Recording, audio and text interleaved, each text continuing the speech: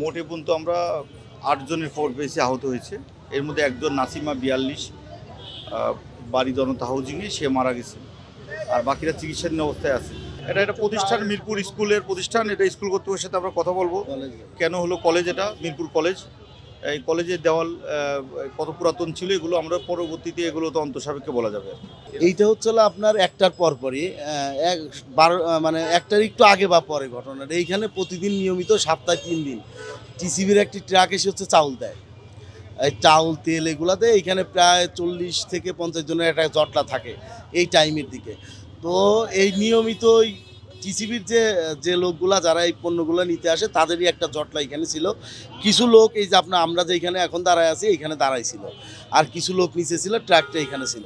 আপনি দেখবেন যে চাউল হাতে থাকা অবস্থায় দেওয়ালটা, মানে মানুষ যখন চাউল নিয়ে দাঁড়াইছিল দেওয়ালটা কিন্তু সেই মানুষের হাতে চাউল থাকা অবস্থায় ভেঙে পড়ে।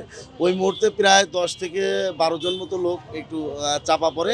এইখান থেকে টেনে টুনে বের করার পরে ৮ জন ৯ জন লোক আশঙ্কাজনক অবস্থায় তারা বের করা যায়। এইখান থেকে খুবই খারাপ অবস্থা, এখান থেকে ৩ জন লোককে আর কি বের করে দেওয়া হয়।